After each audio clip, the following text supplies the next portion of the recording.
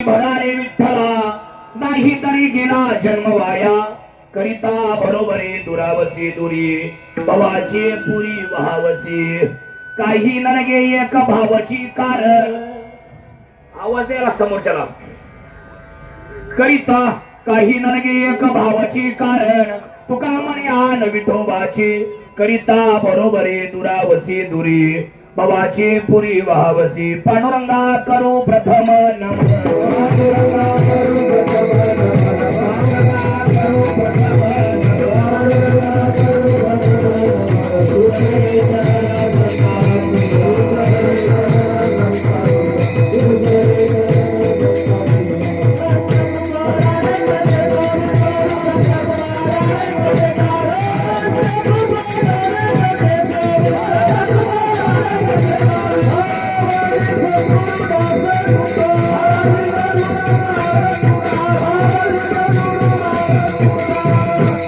नयनचे केलिया स्मरण होय सकळ विद्येचे अधिकरण तेची बंधू श्री चरण श्री गुरूंचे नमस्कारुणी आता आशित गिरी स्वंशात कंजलम सिंधु पात्रे स्त्रतर्वर शाखा लेखणी पत्र मुरवी लिखती आदि गृहीत्वा शारदा सर्व कालम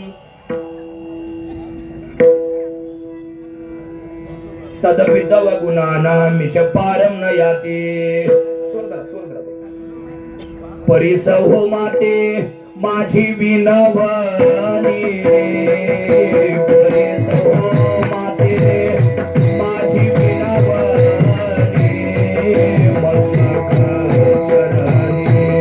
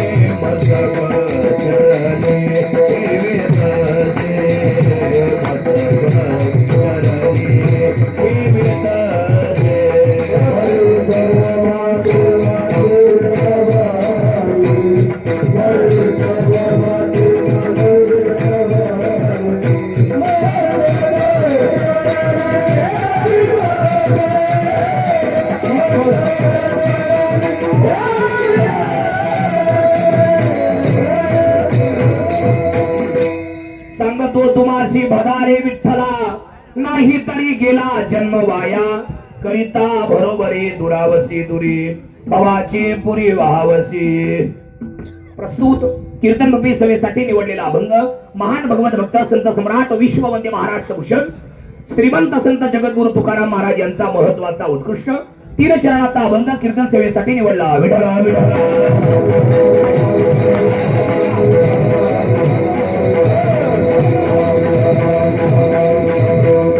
या अभंगाला या कीर्तनाला या सेवेला सुरुवात प्रारंभ करण्यापूर्वी थोडासा परिहार देणं गरजेचं आहे, महत्वाचं आहे, अति महत्वाचं आहे. कशा निमित्ताने हा कार्यक्रम आहे श्रवणात ज्ञात आहे, माहिती आहे, कल्पना आहे, तरी पण सांगणं हे सांगणाराचं किंवा वक्त्याचं आद्य कर्तव्य ठरत असल्याने गेली अनेक वर्षापासून चालत आलेला हा भव्य दिव्य अखंड अखंड न पडता अविरतपणे सुरू असलेला नवीन वर्षातला हा सत्यनारायणाची महापूजा हा कार्यक्रम भव्य दिव्य आणि स्वरूपामध्ये हा कार्यक्रम या ठिकाणी संपन्न होत असतो. भगवती जगदंबा एकविरा स्टँड, ठीक आहे, रिक्षा स्टँड, भगवती जगदंबा एकविरा माता रिक्षा स्टँड असं जरी म्हटलं तरी बरोबर, ठीक आहे. नुसतं एकविरा म्हटलं का ते जरा एकरी भाषेत होईल.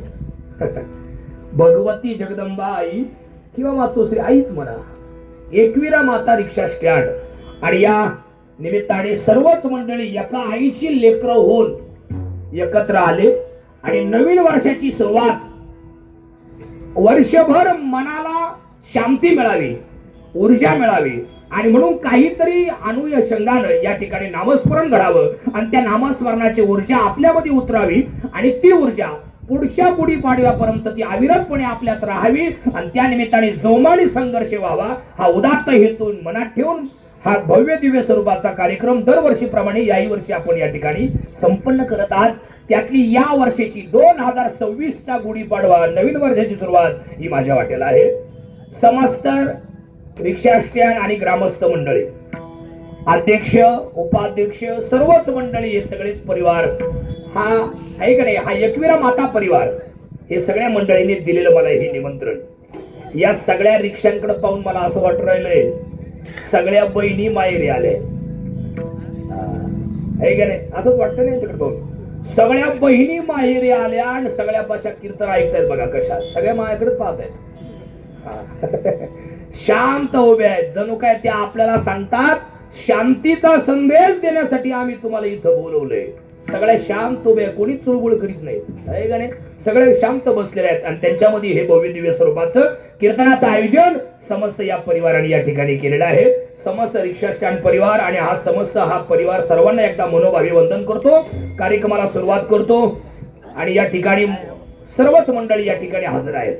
आदरणीय भीमाजी महाराज, आदरणीय सोमनाथराव, आदरणीय अक्षय महाराज, आदरणीय विजयराव, आदरणीय संतोषराव अण्णा घनवट गुरुजी, सचिन दादा थेटे शिंदे, सोमनाथ महाराज येवले आणि आमची मावळ कन्या रुपाली दिदी, सर्वच मंडळी या ठिकाणी हजर आहेत. बसलेले सगळे वारकरी परिवार आणि समस्त हा सर्वांना एकदा मनोभावे वंदन करतो आणि कार्यक्रमाला सुरुवात करतो. मस्तक हे पायावरी,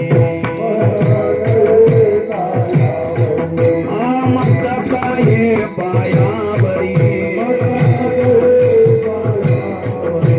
या वारकरी संतांच्या, या वारकरी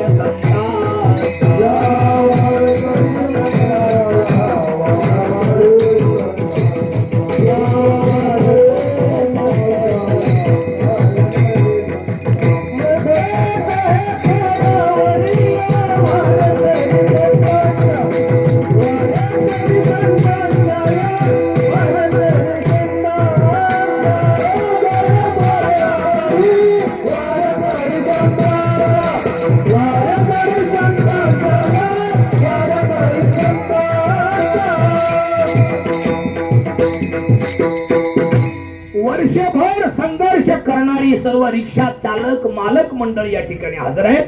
या सर्व परिवाराला एकत्र येऊन सर्वांना वंदन करतो आणि कार्यक्रमाला सुरुवात करतो. सगळ्यांनी ताट बसा, ताट प्रफुल्ल बसा, प्रफुल्ल. भगवती जगदंबेच्या दरबारात आपण सगळे माणसं एकत्र आलेलो आहोत. सगळे वारकरी परिवार, सर्व भजनी वारकरी परिवार या ठिकाणी हजर आहे.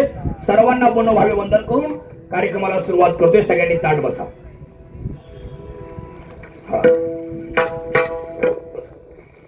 अभंग तुकाराम महाराजांचा आहे. सर्वांनी ताट बसा आणि मन लावून ऐका.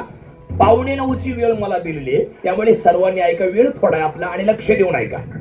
अभंग तुकाराम महाराजांचा आहे आणि या अभंगातील 3ही चरणांचा 16 तास आहे. या अभंगातून तुकाराम महाराजांनी सगळ्यांना उपदेश केलाय. मुद्दामच अभंगाची निवड केली मी ती झाल्यानंतर पत्रिका पाहिली नाही तर मी आज दिवसभर चाललो होतो दावगाली आई विठू. मला वाटलं मंदिरातच कीर्तन निवडते असं मला वाटलं होतं. पण चला इथं आल्यानंतर ते म्हणे महाराज हे सगळे रिक्षावाली मंडळी वर्षभर संघर्ष करतात आणि किती ताकदीचा संघर्ष आहे हा. 3च सीट वाहतात, 4था नाही. आमच्या भागात 3 सीट नाही, रिक्षा 3 सीट जरी असली तरी 6-7 बसवतात. पण तुमच्या रिक्षात बसतात, पण तुम्ही तो नियम घालून दिलाय की 3च्या वर सीट नेमायचं नाही, आहे का नाही. एकविरा मातेची सेवा करायची, कोणाला लोबाडायचं नाही. जे मिळेल देवी माता भगवती माता जे देईल ते खिशात घालायचं आणि निघायचं आणि तोच आशीर्वाद आपल्यापर्यंत आयुष्यभर पोहोचावा, लेकरा बाळांना तो आशीर्वाद मिळावा. म्हणून या सगळ्या रिक्षा चालक मालक संघटनेची ही व्यवस्था आणि ही अपेक्षा आणि त्या निमित्ताने ही मंडळी सेवा करीत असतात. सगळ्या आलेल्या ऐकडे प्रवाशांची आणि भगवती मातेच्या सगळ्या भक्त परिवाराची. अभंग तुकाराम महाराजांचा आहे आणि 3ही चरणांचा 16 तास आहे. या अभंगातून तुकाराम महाराजांनी सगळ्यांना उपदेश केलाय की जनो हो, माय बाप हो, अमूल्य किमतीचा मनुष्य देवांनाही न मिळणारा असा मनुष्य जन्म. कारण स्वर्गीच्या अमर इच्छिता ते देवा मृत्यूलोकी व्हावा जन्मामा जन्मामा नारायण नामे होऊ जीवन मुक्त. आहे का नाही? स्वर्गातले लोक या देहाची अपेक्षा करतात. कशा करता? कीर्तनी अनंत गावो गीते नारायण नामे भोगो जीवन मुक्त. स्वर्गातले लोक या देहाची अपेक्षा करतात, पण त्यांना ही न मिळणारा असा मनुष्य जन्म आपल्या सर्वांना मिळालाय. आणि म्हणून तुकाराम महाराजांनी अभंगाची सुरुवात केली. महाराज म्हटले, मी तुम्हाला सांगतोय तुम्ही विठ्ठलाचं भजन करा. आता नाहीच देवाचं भजन केलं तर काय होईल? तुमचा जन्म एकदम वाया जाईल. किती वाया जाईल? संसाराविषयी प्रपंचाविषयी तुम्ही मिळवण्याचा प्रयत्न कराल, कमवण्याचा प्रयत्न कराल, तेवढे देवापासून तुम्ही लांब जाल, दूर जाल. आणि एके दिवशी भव नदीमध्ये वाहून जाल. भव म्हणजे दुःख, आणि दुःखाच्या सागरात म्हणजे नदीत तुम्ही वाहून जाल. आहे का नाही? तेव्हा काही लोकांनी विचारलं, महाराज आम्ही असं काय करू म्हणजे आम्हाला देव भेटेल? काहीतरी उपाय सांगा की तो उपाय करू जाता परमेश्वर आम्हाला भेटेल. तुकाराम महाराज म्हटले, मी माझ्या विठोबाची शपथ घेऊन सांगतो, देवासाठी काही करायची गरज नाही. देवासाठी फक्त 3 गोष्टी महत्वाच्या आहेत. इथं सुद्धा भगवती मातेला नारळ फोडलंच पाहिजे असं काही नाही, अगरबत्ती देवीला लावलीच पाहिजे असं काही नाही. तुमच्या मनातली श्रद्धा महत्वाची आहे, मनातला भाव महत्वाचा आहे, आणि मनातला विश्वास महत्वाचा आहे. याच्या उलट तुम्ही किती नारळ देवीला फोडले, किती अगरबत्त्या लावल्या, त्या अगरबत्तीच्या राखेच्या गोण्या घरात भरून ठेवल्या, आणि सारे अंगाला चुळीत बसले दोघे नवरा बायको, तरी देवीची प्राप्ती होणार नाही. मग देव भेटावा एवढा करता एकच काय काही न लगे एक भावची कारण. देवासाठी फक्त भाव, देवा कारणे भाव तस्मात न लगे द्यावे फारसे वित्त. पैशाची गरज नाही, कशाचीच गरज नाही, फक्त श्रद्धा, विश्वास आणि भाव महत्वाचा आहे. याच्यापेक्षा काही नाही. तुकाराम महाराज म्हणले, हा घ्या माझा अनुभव, भक्ती भाव भाग्याचा किंवा अनुभवी आले अंगात ते या जगात येत असे. कोणता अनुभव आला? 15 दिवसा माझी साक्षात्कार झाला, विठोबा भेटला निराकार. 15 दिवसात मला देव भेटलाय. तर तुम्हाला भेटावा अशी इच्छा आहे का? मग सांगतो तुम्हाशी, भजारे विठ्ठला. विठ्ठल विठ्ठल.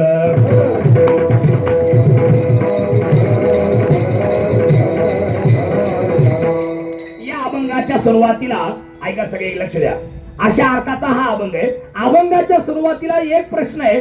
सांगतो या शब्दाने या अभंगाची सुरुवात तुकाराम महाराजांनी केली. गणेशराव काय शब्दाने केली आहे? सांगतो. सगळे सातकरी मंडळी सांगतो म्हणतायत तुकाराम महाराज. मग काही लोकांनी विचारलं, का महाराज तुम्ही आमचे कोण आहे किंवा आम्ही तुमचे कोण आहे म्हणून तुम्ही आम्हाला सांगता? काय अभंगाची सुरुवात आहे? सांगतो. तुकाराम महाराज सांगतो म्हटल्यावर काही लोक म्हणले, का रिक्षा स्टँडवरले चालक मालक संघटना आणि सगळे एकत्र आले. ते म्हणले, का तुकाराम महाराज इकडे तुम्ही आम्हाला सांगतो म्हणतात, तुम्ही आमचे कोण आहे किंवा आम्ही तुमचे कोण आहे म्हणून तुम्ही आम्हाला सांगताय. तेव्हा तुकाराम महाराज म्हणले, संत मी कोण आहे? आम्ही नामाचे धारक, नेनो प्रकार अनेक. आम्ही नामाचे धारक, नेनो प्रकार अनेक.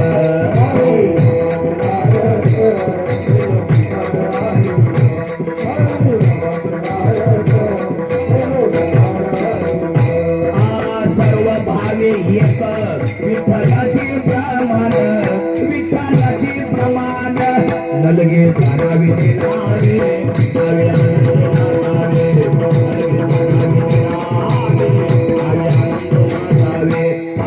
सर्व भावे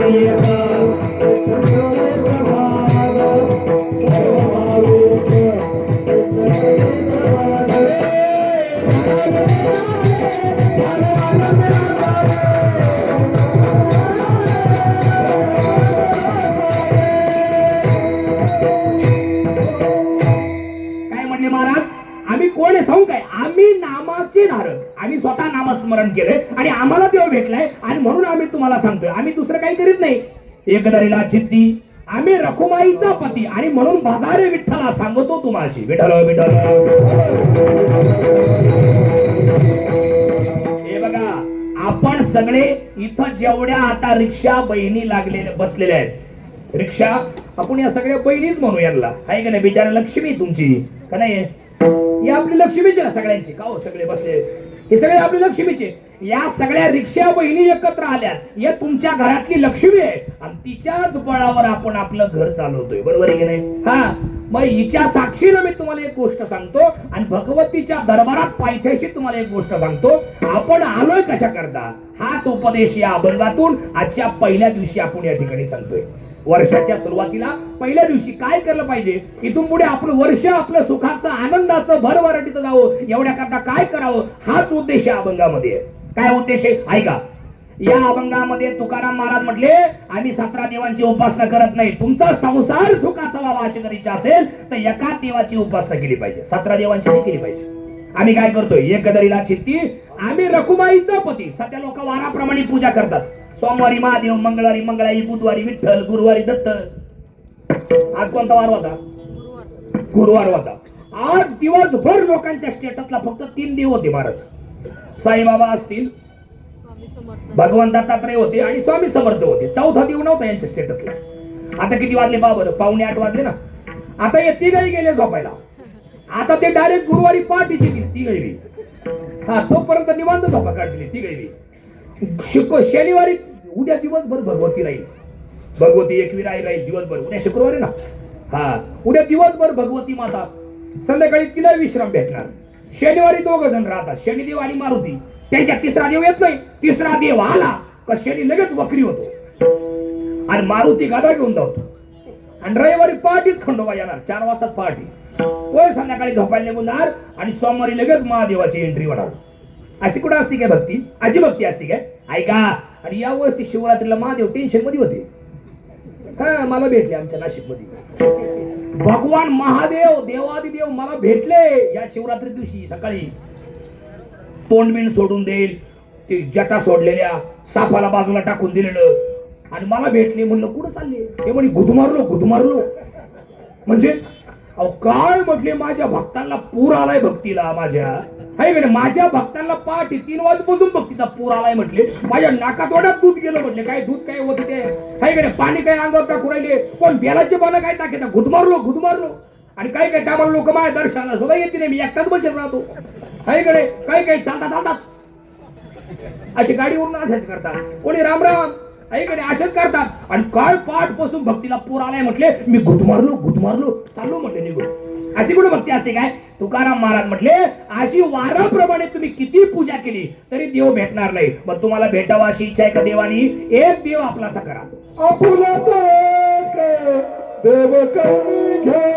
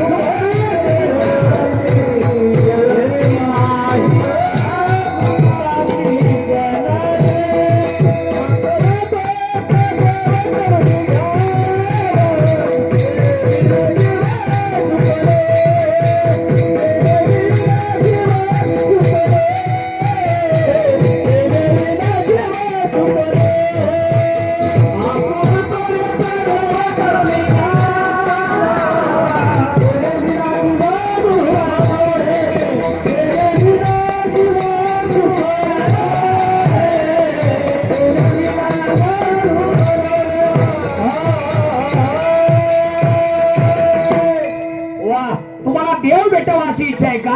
आपुला तो एक देव करून घ्यावा. सत्र ती काय म्हटली आता इतक्यात? काय म्हटली महाराज? आपुला तो अनेक देव करून घ्यावे असं म्हणले की ते? आपुला तो 17 देव करून घ्यावे असं म्हणले की ते? नाही, आपुला तो एक देव करून घ्यावा. मग कसं? ऐका, लक्ष द्या.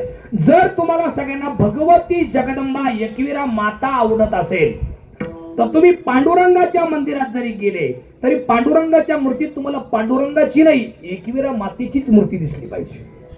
ही भावना झाली पाहिजे. हा, बरोबर बोलतोय का चुकीचं बोलतोय मी? जर तुम्हाला एकविरा माता आवडते ना तर तुम्ही महादेवाच्या देवळात जरी गेले तरी महादेवाच्या देवळात महादेवाच्या पिंडीत तुम्हाला पिंड नाही दिसली पाहिजे, एकविरा मातेचंच दर्शन झालं पाहिजे. हे याला म्हणायचं आपुला तो एक. तुम्हाला साईबाबा आवडतात का? मग तुम्ही कोणाच्या, तुम्ही तुकाराम महाराजांच्या मंदिरात जरी गेले देऊला किंवा भंडारा डोंगरावरती तरी तुकाराम महाराजांच्या मूर्तीत तुम्हाला तुकाराम महाराज नाही, साईबाबांचंच दर्शन झालं पाहिजे. ही भावना जोपर्यंत होत नाही तोपर्यंत परमेश्वराची प्राप्ती नाही. याला म्हणायचं एक धैला चित्ती. विठ्ठल विठ्ठल.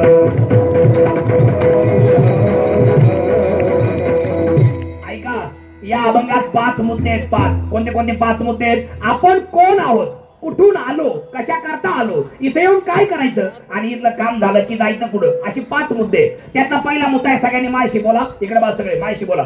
आपण कोण आहोत? इथं जन्माला आल्या आल्या आपल्याला नाव होतं का नव्हतं? तुम्ही काहीतरी म्हणा ना.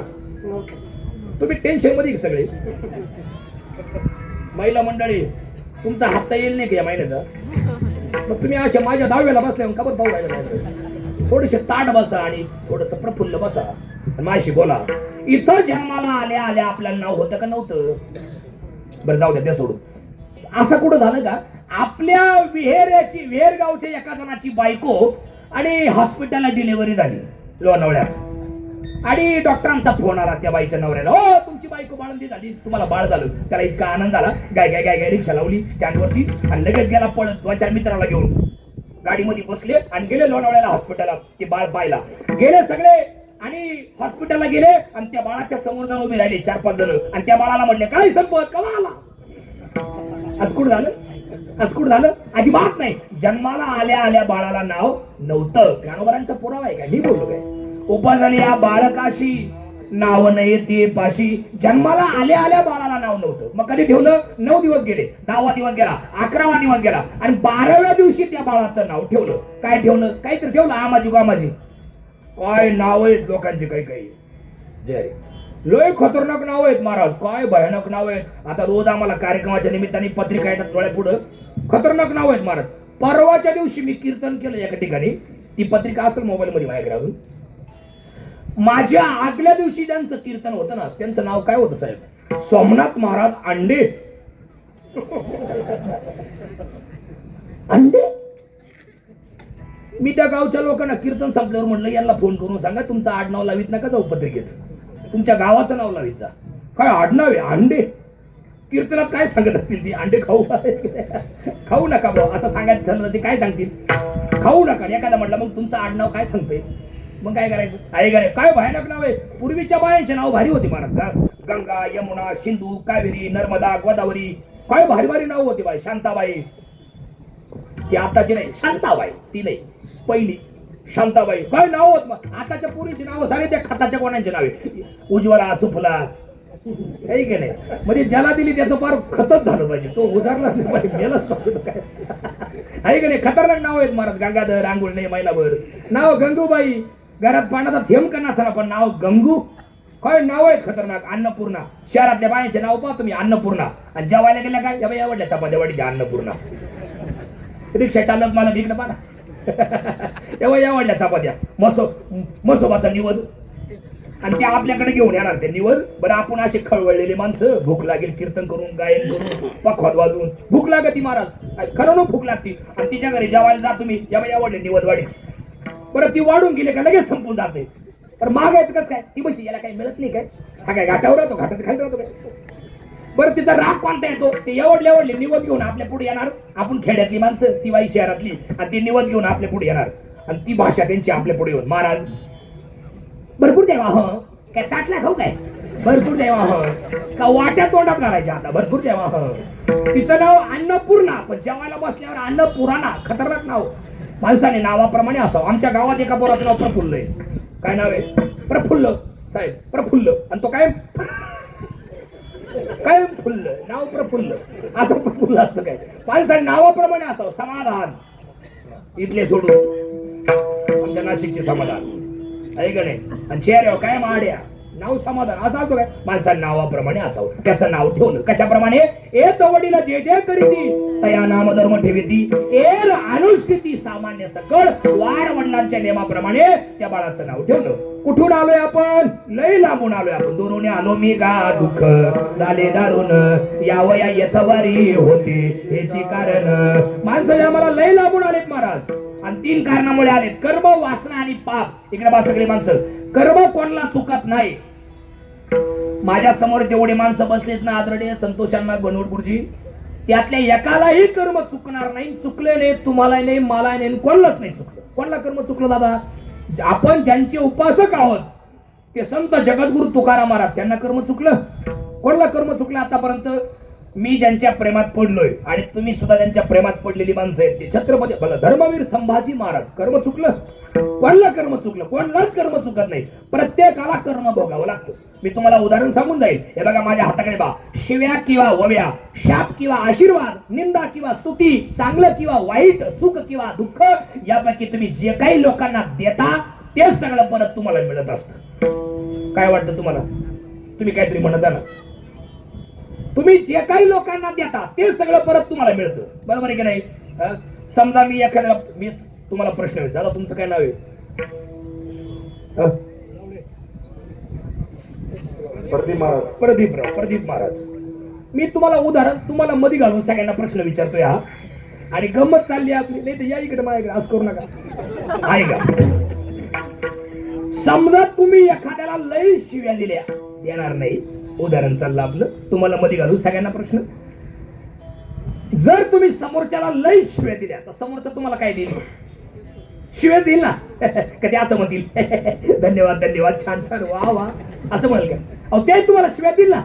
मी बायांना प्रश्न विचारतो, आई, शेजारच्या बाईनं जर वाटीभर साखर तुमच्याकडून नेली तर परत त्याला किती आणून देईल? वाटीभर देईल ना, का पोत आणून देईल? तुम्ही आई वेळेला आमची गरज भागवली, हे घ्या पोत, असं तर कधी होत नाही ना. ती फार तर 2-4 दाणे वरून साखरेचे टाकील, म्हणून काय पोत आणून देते काय? प्रदीप महाराज, काही होत नाही. तुम्ही जे काही देता ते सगळं परत तुम्हाला मिळतं. आता हे सगळे रिक्षा चालक मालक मंडळी इथं बसलेले, ते बिचारे दादा म्हणतात म्हणून ते बसणारी दादा म्हणतात. बरोबर आहे की नाही? तुम्ही काय बोलता त्यांना? दादा तुम्हाला यायचं का वरती? दादा वरती यायचं का? काका वरती यायचं का? मावशी वरती, ताई दिदी वरती यायचं तुम्हाला? देवीला चाललात का? आणि म्हणून ते तुमच्याशी गोड बोलतात. तुम्ही जर दमदाटी केली तर ते तुम्हाला दमदाटी. आपण जे काही लोकांना देतो ते सगळं परत तुम्हाला मिळतं. विठ्ठल विठ्ठल.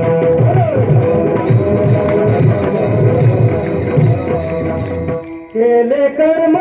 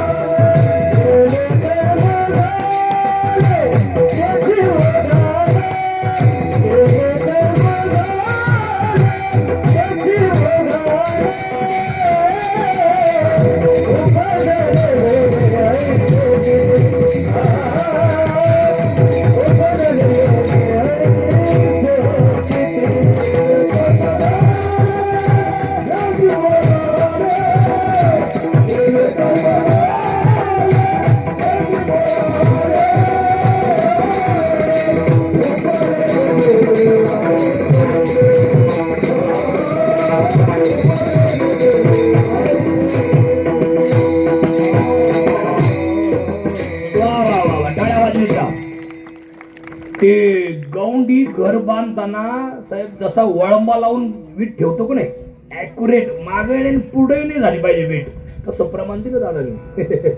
एकदम जे केलं तेच भोगावं लागतं. केले कर्म झाले त्याची भोग आले. इथं एक लय भारी उदाहरण आहे, त्यांनी प्रमाण दिलं म्हणून तुम्हाला सांगतो, तुम्हाला एवढं आवडल. इथं जेवढे रिक्षावाली दादा बसलेले आहेत, चालक मालक सगळे दादा,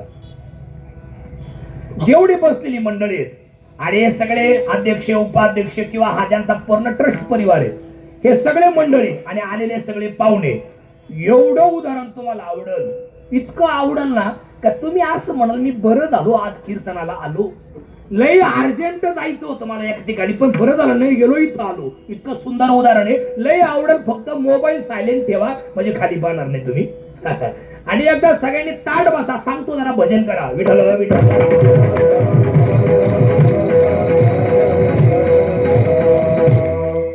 केले कर्म झाले त्याच्यासारखे भोग आले असं नाही म्हटले ते, मग केले कर्म झाले त्याची भोग आले. एवढं सुंदर उदाहरण आहे. ताट बसा आणि माझ्याकडे लक्ष द्या. हे बघा, 85 वर्षाची म्हातारी बाबा, त्यांची सुनबाई, त्यांचा मुलगा आणि त्यांची 4 वर्षाची नात, अशी 4 लोक कुटुंबात राहत होते.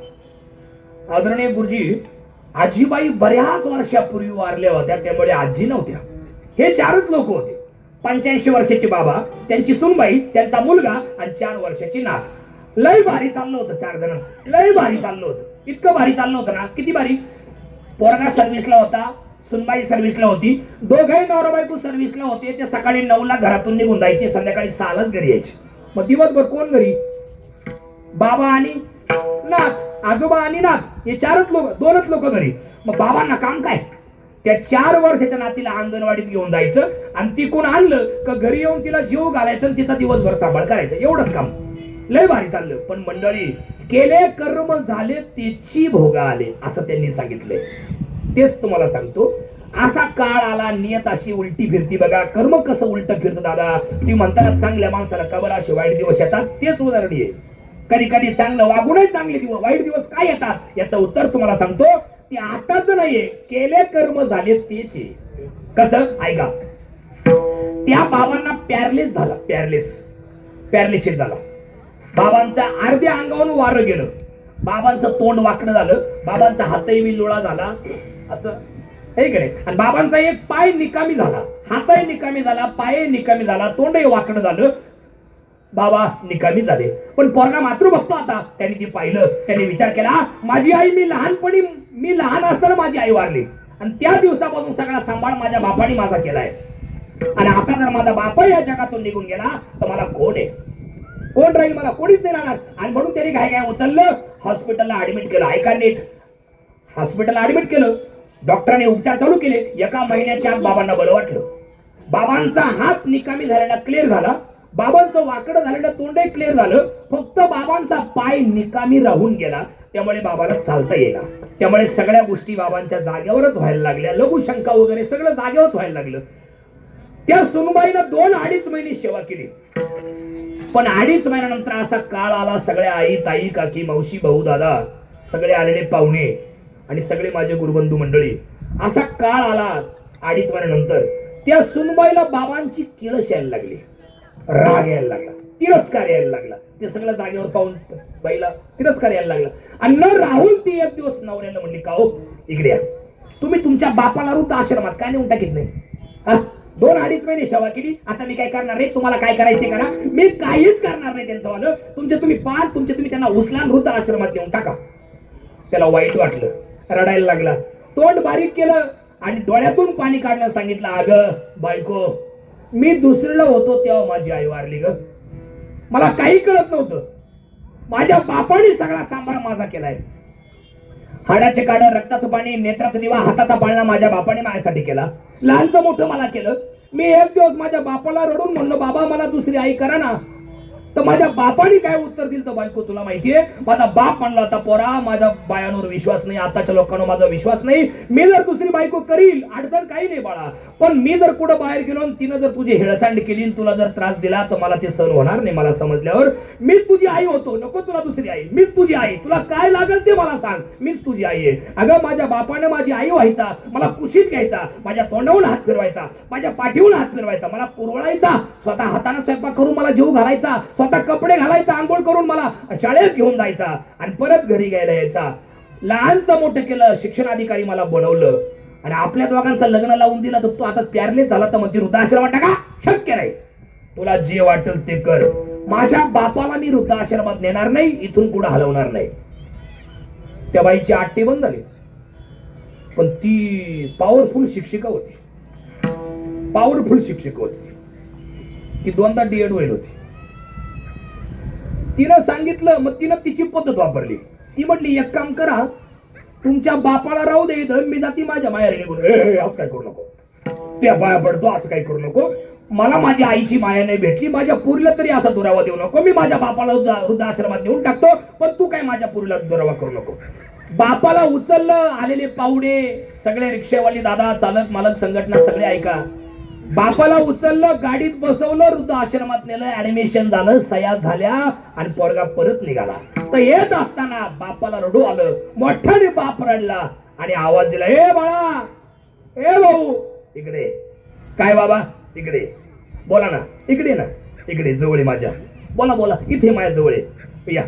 आणि मग आला बापाजवळ पोरगा आणि बापाने पलंगावर उडी मारली, गळ्यात पडला, ढसा ढसा रडला आणि बाप सांगू लागला पोराला, का रे बाळा काय चुकलं माझं, अरे काय गुन्हा केला मी सांग ना, मी तुझ्या करता आयुष्यात तुझ्यावरती रानपण घातलं, मी दुसरी बायको केली नाही हा माझा गुन्हा झाला, मी तुझी आई झालो हा माझा गुन्हा झाला, अरे मी मळके फाटके तुटके जुने कपडे वापरून तुला चांगले कपडे दिले का, माझा पोरगा हायस्कूलला आहे, माझा पोरगा कॉलेजला आहे आणि मोठ्या मोठ्या घरचे कार्टी कॉलेजला येतात, कडक इस्त्रीचे कपडे घालून येतात आणि माझ्या बाळाच्या अंगावर जर फाटके मळके तुटके जुने कपडे पाहिले तर माझ्या बाळाला ते पोर हसतील आणि म्हणून मी जुने कपडे वापरून तुला चांगले कपडे घेऊन दिले, तुला लहानचा मोठा केला. अरे मला आता प्यारलेस झाला तर मला वृद्धाश्रमात नेऊन टाकलं. तुला माहिती का वृद्धाश्रमाची व्याख्या काय, आपणच आपल्या डोळ्यांना जिवंतपणे पाहिलेला मृत्यू म्हणजे वृद्धाश्रमात येणं.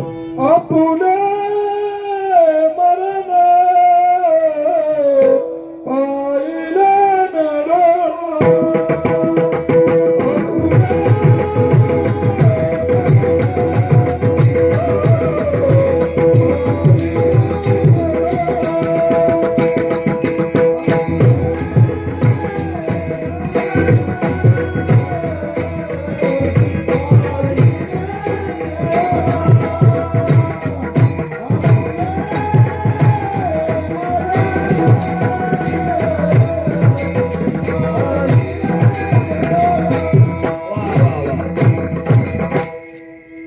मरण म्हणल्यावर अर्थ लागेल, पुढचं म्हणलं ते वैकुंठ गमन होईल. तुकाराम महाराजांचा ऐका, आपुले मरण पाहिले मी डोळा, बस पुढचं नको.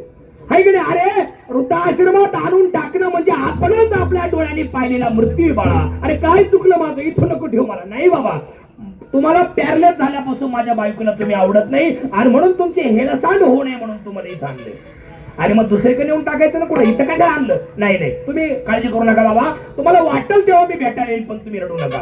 बापाला सोडून घरी आला, नीट ऐका, माहिती लक्ष द्या. बापाला सोडून घरी आला, पण असं असतं मंडळी, म्हातारी माणसं आणि मांजर कुठेही नेऊन सोडा बरोबर घरी येतात. बाबा 8च दिवसात घरी आले, 8च दिवसात घरी आले बाबा. त्या बाईनं पहिलं सासरात आला, पुन्हा या दोघा नवरा बायकोची भांडणं, पण काळ असे 6 महिने मध्ये गेले. पण आपला मुद्दा काय, केले कर्म झाले त्याची भोग आले, जे केलं तेच भोगावं लागतं. 6 महिन्यानंतर काळ असा आला, सगळे वेरगावची मंडळी आणि आलेले पाहुणे, त्या पोराला स्वतःलाच त्याचा तिरस्कार तयार झाला बापाचा. त्या पोराला स्वतःला त्या बापाचा तिरस्कार तयार झाला. तो रागराग करू लागला आणि एक दिवस बायकोला चहा पेताना म्हणला, का ग बायको इकडे, आपण व्हीआयपी, तू व्हीआयपी, मोठ्या मोठे व्हीआयपी लोक आपल्या घरी येतात, मोठ्या मोठी लोक आपल्या घरी येतात आणि हे म्हाताडं मध्ये मध्ये लुडबुड करतो, टाको का गळा मारून याचा, टाको का गळा दाबून, टाको का मारून माझ्या बापाला निसा पुढं पुढं लुडबुड करतोय, मला काही पावत नाही. बायको म्हणली, तुमचा बापन तुम्ही, तुम्हाला काय करायचं ते करा. त्यांनी सांगितलं, बाबा आपलं बायको, पॅरालिसिस होण्याच्या 15 दिवस अगोदर माझा बाप मला म्हणला होता, पोरा मला मरायच्या अगोदर काशीची यात्रा घडून आण, माझं वय झालंय, मी आज न उद्या जाणार आहे, त्यापेक्षा मरायच्या आधी मला काशी घडून आण, तेवढी संधी आहे. बापाला घेऊन जातो यात्रेच्या निमित्तानं, दर्शनाच्या निमित्तानं, आणि ती त्या नदीत लोटून देतो, मारून टाकतो, लगेच घरी येतो. ती म्हणली असं शिवशे शीघ्र उचला. त्याने बापाला उचललं, गाडीत बसवलं, ट्रेन मध्ये बसवलं, तात्काळचं रिझर्वेशन केलं, 2 दिवसाचा प्रवास करून गाडी काशीला पोहोचले. नीट ऐका, लय गोड आहे, तुम्हाला लय आवडल, बघा तुम्हाला लय आवडल. 2 दिवसाचा प्रवास करून गाडी काशीला पोहोचली. खाली उतरला, घड्याळ पाहिलं, पहाटेचे 3 वाजले. त्याने विचार केला, पहाटेचे 3 वाजतायत, आपण गाडी आहे का नाही 3 ला, आणि काही कारणास्तव पुढे पुढे चालत चालत आला, पहाटे 3 वाजता नाही मिळाला, 2 तास पास करून 5 वाजता नदीवर पोहोचला. आणि त्याने विचार केला, पहाटेची 5 वाजतायत, आता गंगा निर्मनुष्य आहे, गंगेवर आता कोणीच नाहीये, आताची संधी आहे, आता जाऊन लोटून देऊ, मारून टाकून लगेच परत जाऊ. आणि म्हणून त्यांनी बापाला सांगितलं, बाबा चला नदीवर आंघोळीला. बाबा पोरा आज काय करतो, मग मी पॅरलेसचं पेशंट आहे, थंडी गारठ्याचे दिवस आहे, मला गारठ सणवत नाही, असं नको करू, आपण दिवस उजाडल्यावर जाऊ. नाही नाही, आताच चला. पहाटेच्या वेळेला सारे देवी देवता नदीवर आंघोळीला असतात, त्यांच्या बरोबर स्नान केल्याचं पुण्य तुम्हाला मिळेल. काय डोकं आहे. त्याने आणलं नदीवर बापाला, नीट ऐका, केले कर्म झाले, बापाला नदीवर आणलं, आणि पुन्हा बापाने सांगितलं, पोरा पहिल्या पायरीवर बसून मी आंघोळ करतो, तुझा आतमध्ये. नाही नाही बाबा, छाती एवढ्या पाण्यात उतरल्याशिवाय गंगेची आंघोळ केल्याचं पुण्य मिळत नाही, असं शास्त्र आहे. कुठलं शास्त्र आहे काय माहिती. त्यांनी बापाला छाती एवढ्या पाण्यात उतरवलं, आणि बापाला तो लोटू लागला पाण्यात गेल्यावर, असा इकडे बा असा धक्के देऊ लागला, लोटू लागला पाण्यात. आणि मग बापाने हात धरून प्रश्न विचारला, रडायला लागला बाप. आणि मग सांगितलं, का रे पोरा, पॅरलेस झाल्यापासून मी तुझं बघतोय, तुझी बायको रागराग करते, आता तूही माझा रागराग करतोय. अरे मला वाटलं तू मला दर्शनाला आणलंय, तू तर मला मारून टाकायला निघाला. हो बरोबर बाबा, तुम्ही बरोबर ओळखले, तुम्हाला मारून टाकण्यासाठी मी आणलोय. अरे पण का, काय चुकलं माझं ते मला बाकीचं माहित नाही. पॅरलेस झाल्यापासून माझ्या बायकोला तुम्ही चालत नाही, आता मलाच तुम्ही आवडत नाही, म्हणून तुम्हाला मी मारून टाकण्यासाठी आणले. अरे मग मारतो कशाला, इथं सोडून दे ना मला, मी इथं भीक मागल, नदीवर राहील, देवाचं दर्शन करल, इथंच मरल, तुझ्या घरी येणार नाही. नाही नाही नाही, मी तुम्हाला मारणार. आणि मग बापाला सांगू लागला पोरगा, मी मारणारच. आणि मग बापाने सांगितलं, पोरा ठीक आहे मार, तुला मला मारायचं ना मार, पण माझी शेवटची इच्छा पूर्ण कर. काय, ती समोरची टेकडी दिसती ना, हा तिथं घेऊन चालून तिथून खाली लोट. म्हटले का, इथे पाणीचे तिथे पाणीचे, इथून लोटल्यावरच तुम्ही मारणारच, तिथून लोटल्यावरच तुम्ही मारणारच. मग इथून का नको, तिथून का, तू चाल, तुला सांगतो. त्या टेकडीवर आणलं पोरानी बापाला, तिथून खाली लोटणार बापाला. तेवढ्यात बापाला पुन्हा प्रश्न विचारला, बाबा आता सांगा, तिथून का नको, इथून का. आणि मग बापाने रडून सांगितलं, पोरा तुझी चुकी नाही बाळा, 25 वर्षापूर्वी इथूनच माझा बाप मी खाली लोटला होता. केले कर्म झाले त्याची भोग आले, जे केलं तेच भोगावं लागतं, दुसरं नाही. आणि म्हणून तुकाराम महाराजांचं लक्ष या सगळ्यांकडे गेलं. हे सगळे मंडळी कर्माने जन्माला आले आणि कर्मानेच निघून चालले. कोण कमी वयात मरतोय तुम्हाला माहिती का, 22 वर्षाच्या पोरी विधवा आहे सध्या. आता तुम्ही नाही म्हणू शकत नाही, 25 वर्षाच्या पोरी विधवा आहेत, आता 30 वर्षाच्या पोरी विधवा आहेत. बाया नाही त्या साहेब, पोरी आहेत. त्यांच्या वयाच्या पोरी शिकतायत, कोण एमपीएससी, कोणी यूपीएससी, कोण एलएलबी म्हणजे वकिली, कोण डीएड, कोणी एमबीए, कोणी बीकॉम, कोणी एमकॉम, कोणी डीएड बीएड करतोय, कोण नर्सिंगचा कोर्स करतोय. आणि विधवा झालाय, दुसरा नवरा करायची सोय नाही का. छोटं बाळ आहे 1 वर्षाचं 2 वर्षाचं, मी जर दुसरा नवरा केला तर माझ्या बाळाला कोण सांभाळेल, कोण जीव लावेल. नवरा अटॅक पायी वारला, कॅन्सर पायी वारला, व्यसना पायी गेला, ऍक्सिडेंट मध्ये गेला. सगळे आलेले रिक्षावाले दादा, तुम्ही खूप कोट्याधीश मंडळी आहेत, पण तुम्ही भक्तांची सेवा करणारी माणसं म्हणून तुम्ही रिक्षा चालवता. पण ध्यानात ठेवा, मी तुम्हाला शिकवायला आलो नाही, मी तुम्हाला सांगायला आलोय. गाडी चालवताना घरी कोणीतरी आपली वाट पाहते याची जाणीव ठेवून गाड्या चालवायच्या. घरी आपली बायको वाट पाहती, पोरग वाट पाहते, बहीण वाट पाहते, आपले म्हातारे आई बाप आपली वाट पाहतात, याची जाणीव ठेवून गाड्या चालवीत चला. असं घडू नये. माफी मागतो बोलायच्या अगोदरच, एखाद्याला राग यायचा, एक तर लई मुळावर आहे सध्या आमच्या, त्याच्यामुळे बोलायच्या आधीच माफी मागतो, आहे का नाही. हे बघा, गाड्या चालवताना घरी आपले वडील वाट पाहतात. कदाचित आपले वडील रात्री 12ला उठतील, माझा बाळू रोज 10 वाजता येतो, आज 12 वाजले का नाही आला. आपली आई उठेल, गाडीवाले सगळेच गाडीवाले रिक्षावाले दादाच नाही, सगळेच गाडीवाले. कदाचित आपली आई उठेल, माझा बाळू रोज 10ला येतो, आज 12 वाजले का नाही आला. आपली बायको उठेल, अजून माझा नवरा नाही आला घरी. आपली बहीण उठेल, अजून दादाची गाडी दिसत नाही. आपल्या बाळ उठेल, पप्पा नाही घरी आले. पण माफ करावर का तुम्हाला राग येईल, तुमच्या वडिलांना काय माहिती माझ्या पोराची चिरफाड चालू आहे हॉस्पिटलला. तुमच्या बायकोला काय माहिती माझ्या कपाळाचं कुंकू गेलं रात्री अपघातात. तुमच्या भावाला काय माहिती माझा पाठिंबा कायमचा गेला. तुमच्या बहिणीला काय माहिती रक्षाबंधनचं नातं कायमचं संपलं. तुमच्या आईला काय माहिती गाडीवाले ज्याला मी 9 महिने पोटात ठेवला होता, त्याच्या खांद्यावर मला जायचं होतं, तो रात्रीच गेलाय. तुमच्या वडिलांना काय माहिती काय स्वप्न माझे होते, ते स्वप्न आता संपले. गाड्या चालवताना कोणीतरी वाट पाहत याची जाणीव ठेवून गाड्या चालवा. पहिला मुद्दा.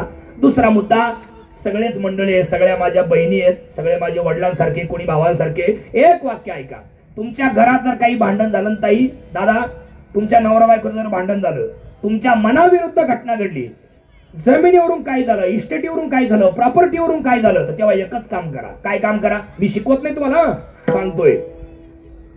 तेव्हा एकच काम करा, तुमचा मोबाईल स्विच ऑफ करा. 4-5 दिवस कुठेतरी लांब निघून जा, घरी येऊ नका. पण रागा संतापात चुकीचा निर्णय घेऊ नका. राग हा फक्त 10 मिनिटाचा आहे.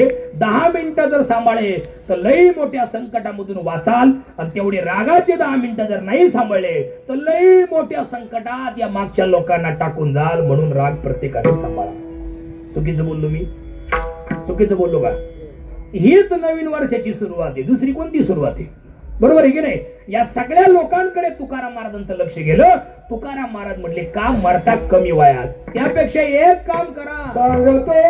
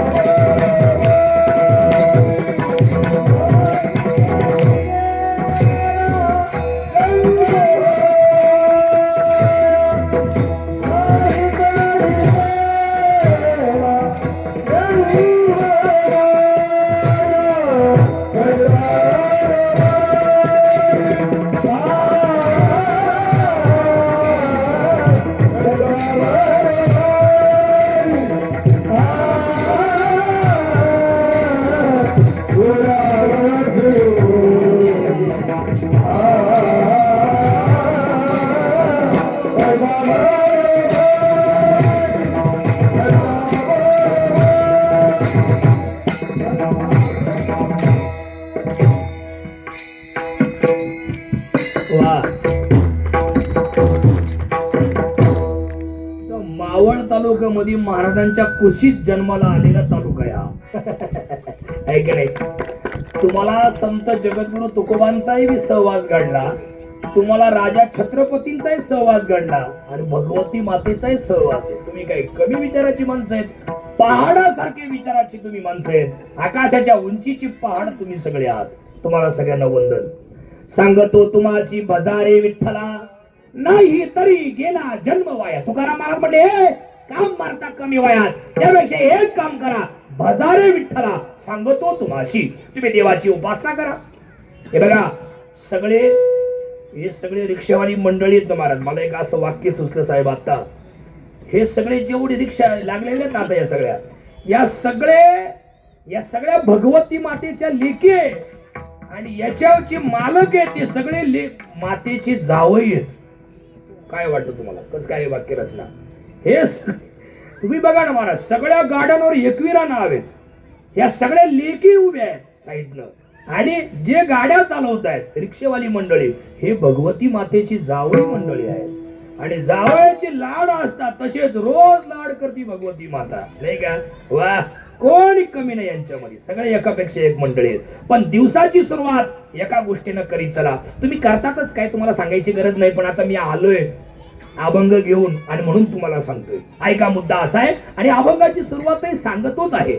महाराज म्हटले, भजारे विठ्ठला, घरातून निघताना देवाला नमस्कार करा, सांगा भगवती जगदंबा माझ्यासोबत चाल, अशी सुरुवात करा. तुम्ही माझ्यासोबत चला. उजवा पाय घराच्या बाहेर टाकताना उजवा पाय टाका उंबऱ्याच्या बाहेर, पण घरातून निघताना भगवतीला नमस्कार करा. तुमचं जे काही उपास्य दैवत असेल त्यांना नमस्कार करा. तुम्ही माझ्यासोबत चला. ऐकडे, माझ्यावर माझा विश्वास नाही, तुम्ही माझ्यासोबत चला. गाडी तुम्ही चालवा.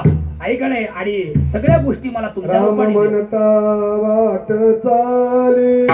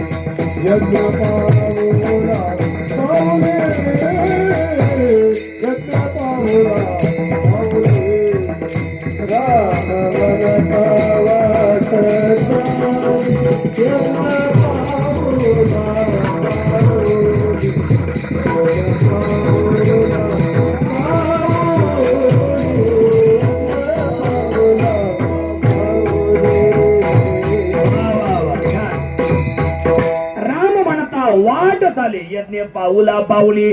घरातून बाहेर निघा आणि दिवसभर आपल्या उपास्य देवतेला सांगा तुम्ही माझ्यासोबत राहा, माझ्या पाठीशी राहा, माझ्या समोर राहा, माझ्या आजूबाजूला राहा.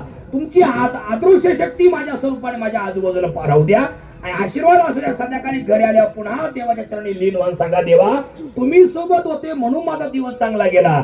आता संध्याकाळी मला तुमच्या कुशीत घेऊन झोपा. तुमच्या आशीर्वादाने दिवस चांगला गेला, तुमच्या कुशीत घेऊन झोपा. सकाळी उठवायचं का नाही उठवायचं हे तुमच्या तुम्ही ठरवा, असं म्हणून झोपा. आयुष्यात एकाला सुद्धा रडण्याची वेळ येणार नाही आणि कधीच उपाशी झोपण्याची वेळ येणार नाही. हा भगवतीचा आशीर्वाद आहे. बजारे विठ्ठला. आपला मुद्दा असा चाललाय, नामस्मरण केलं. नवीन वर्षाची सुरुवातच या गोष्टीने करा, रोज नामस्मरण करा. बरं काय होतं काय नामस्मरणाने? नामस्मरण काय होतं? जळतील पापे जन्मांतरीचे सगळे पाप जळून जातात, शिल्लक राहतात ती फक्त पुण्य. कशाप्रमाणे? उदाहरण दिलं किती गोड आहे बघा. मी असं केलं का म्हणा, असं केल्यावर म्हणा, लय गोड उदाहरण आहे म्हणजे यांना कळलं. ते मधीच कोणीतरी म्हणलं का मग ते अर्धवट राहून जाईल. मी असं केलं की म्हणा, नामस्मरण केलं की सगळे पाप जळून जातात, त्याच क्षणी जातात, त्याच क्षणी. कसं काय? ऐका, ताडबद्ध सगळे माझ्या लक्ष द्या. वेहेर गावच्या सरपंचांनी ग्रामसभा घेतली. सरपंच ऐकलं कुठं बसले? हा बरं ठीक आहे ठीक आहे, पण आहेत ना सरपंच, ग्रामपंचायत ना आपल्याकडे. हा, वेहेर गावच्या सरपंचांनी ग्रामसभा घेतली. उदाहरण चाललंय, नाही तर म्हणजे कवा घेतली होती? आपल्याला उदाहरण पाहिजे. आणि सगळा गाव एकत्र आला दादा, अख्खा गाव एकत्र, अख्खं वेर गाव एकत्र आलं. अख्खं गाव, पोरं पोरी बाया माणसं चिल्ले पिल्ले वांगे अख्खे आले सभेला. आणि सगळं सभा, आणि इथं सभा होती रिक्षा स्टँडवर. सरपंच उभे राहिले, मायक लक्ष द्या आणि अर्धवट ऐकू नका, नाही तर द्या मला गुतून. अर्धवट ऐकून आणि एवढ्या त्या भाऊंचा फोन मला सकाळी, असं काही करू नका. ऐका, ताट बसाने ऐका. वेरगावच्या सरपंचाची ग्रामसभा, सगळा गाव सभेला आला. कुत्रेन मांजरेत फक्त घरी होते, बाकी सगळे सभेला आले. सरपंच उभे राहिले, सरपंच माईकची सेटिंग करत होते, माईक लक्ष द्या. आणि तेवढे सारे लोक त्यांच्याकडे अशी पाहत होते खालून.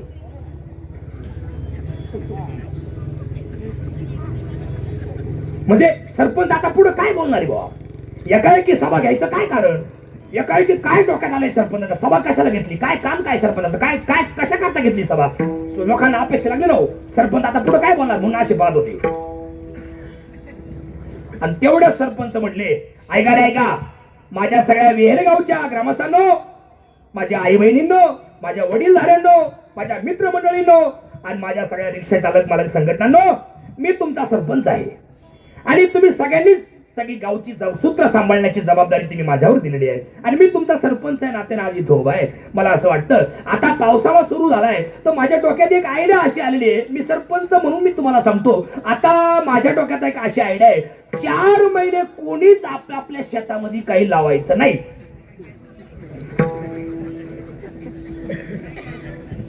एवढ्यात एक जण टेन्शन मध्ये होता. तो म्हटलं, आम्ही काय खायचं? सरपंच म्हणले, खाली बसा, मी पाहतो. मग दुसरा उठला, सरपंच मग आम्ही आमच्या वावरात काय लावायचं? सरपंच म्हणले, गवत लावायचं, गवत. अख्ख्या गावात गवत, अख्ख्या गावात गवत, जिकडं पहा तिकडं नुसतं गवतच गवत. ते येणारे जाणारे लोक चकित व्हायचे, गवत गवत गवत गवत. ते गाढवाच्या लग्नावाले मकरंद अनासपुरी चालले होते इथून दर्शनाला, आणि त्यांनी ते गवत पाहिलं. ते म्हटले, अगा बाबा हे गवत का? काय म्हटले? गणेशराव जमलं मला, मला घ्या तुमच्या एखाद्या चित्रपटात नाही जमत. त्यांचे 2-4 चित्रपट पाहिलेत बरं का मी. ऐका ऐका रे, हे गवत का? काय म्हटले? जिकडं पहा तिकडे नुसतं गवतच गवत आहे. काय भानगड आहे? 4 महिने मध्ये गेले, परत सरपंचाची ग्रामसभा इथंच. आणि मग काही जण तयारीने झाले. 4 महिने भाऊना आम्हाला काही खाऊ दिलं नाही, आणि आता परत सभेला की बोलवलं. काय भानगडे, त्याला काय म्हणते पाहू. सरपंच उभे राहिले. असं केलं म्हणा, सरपंच उभे राहिले. आणि तेवढ्यात सरपंच माईकची सेटिंगच करत होते, आवाज टेस्टिंग करीत होते. आणि तेवढ्यात एक जण टेन्शन मध्ये उठला. तो म्हटला, आता काय? सरपंच म्हटले, ते 4 महिन्यापूर्वी तुम्ही गवत लावलं ना आपापल्या वावरात, ते गवत कापा आणि इथं आणून गंज मारा. लागले ना कामाला अख्खे लोक वेर गावातले.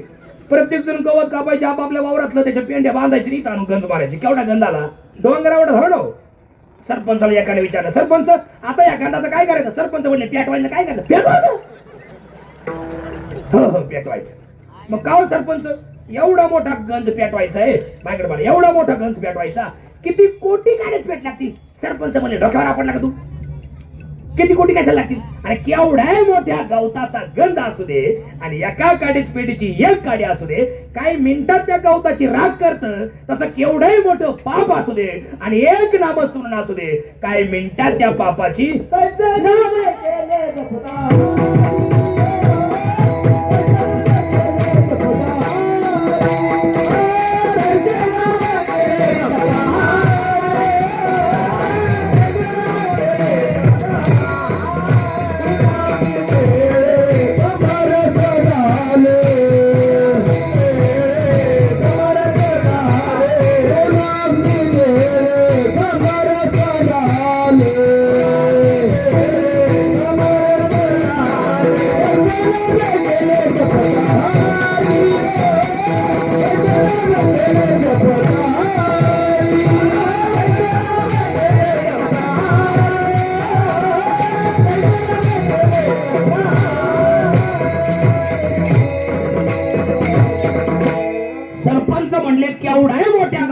गंध असू द्या आणि एका काडीच पिढीची फक्त एकच काडी असू द्या, काही मिनिटात गावताची राख होते. तसं केवढे पाप असू द्या आणि एक नामस्मरण असू द्या, घेता नाम विठोबाचे पर्वत जळती पापाचे. कशाप्रमाणे? तृण म्हणजे गवत, अग्नी म्हणजे जाळ. तृणाग्नी मिळे समरस झाले, तैसे नामे केले जपता हरी, म्हणून भजारे विठ्ठला. विठ्ठल विठ्ठल.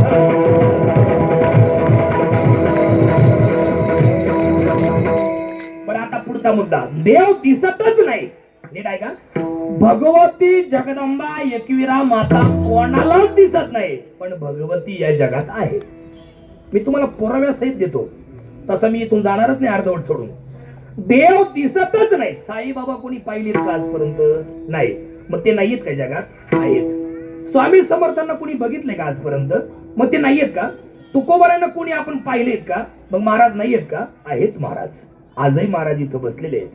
इथं तुमची भूमी फार पवित्र आहे. इथून महाराज पायी जात होते मिरच्या विकायला खाली गावात काटाखाली, आणि या झाडाखाली विश्रांती असायची. तिथे एकदा मी कीर्तन केलं होतं, माझं भाग्य उजळलं होतं तेव्हा, आहे का नाही? होता आपला हा चालला होता. महाराज दिसतच नाही, देव दिसतच नाही, पण भक्तावर संकट आलं की उडी घाली अवचित्ता. कोठे न दिशे पाहता उडी घाली अवचित्ता. कसं काय? उदाहरण सांगतो, ताडवा सगळे माझ्याकडे बघा. भागवतामध्ये अशी एक कथा आहे, एकाच मिनिटाची, लय मिनिटाची पण नाही, एकाच मिनिटाची. भागवतामध्ये अशी कथा आहे आणि ती आपल्या भागातल्या भाषेत सांगतो. मी आपल्या भाषेत सांगतो. ती भाषा संस्कृत आहे. गजेंद्राचा पाय धरला नकराने. आता कोणाला गजेंद्र माहितीये? आता हे तुम्ही फिरणारी माणसं आहे, तुम्हाला माहिती गजेंद्र म्हणजे हत्ती, नकर म्हणजे मगर. काय म्हणशील? गजेंद्र म्हणजे माझा मित्र होता बघ एक शाळात, तो गजेंद्र काय? नाही, तो गजेंद्र नाही. गजेंद्र म्हणजे हत्ती. ऐका बरं का, किती मिनिटं. देव दिसतच नाही, पण भक्तावर संकट आलं की देव येतो. याच्या करता उदाहरण आहे, कोठे न दिशे पाहता पण उडी घाली अवचित्ता. काय झालं आदरणीय गुरुजी? हत्तीची बायको हत्तीन आणि हत्तीचा मुलगा छोटा हत्ती. येते ना? हत्तीचा मुलगा, हत्तीची बायको हत्तीन आणि हत्तीचा मुलगा छोटा हत्ती, असे तिघ जण सरोवरात जलक्रीडा करीत होते. आणि तेवढ्यात हत्तीचा पाय धरला मगरीनं.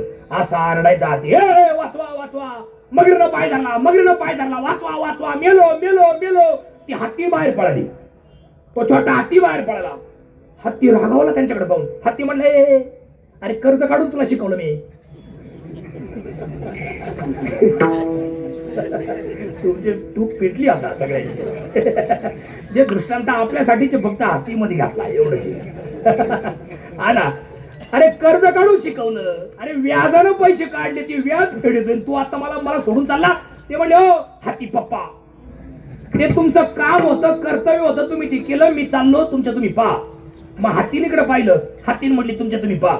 हत्ती म्हटलं, अगं इंस्टाग्राम आपली ओळख झाली, तू मला 3 वेळेस ब्लॉक केलं होतं, आठवतं का? नवीन अकाउंट चालू करून तुला फॉलो करून आपलं लग्न झालं, तू मला सोडून चालली.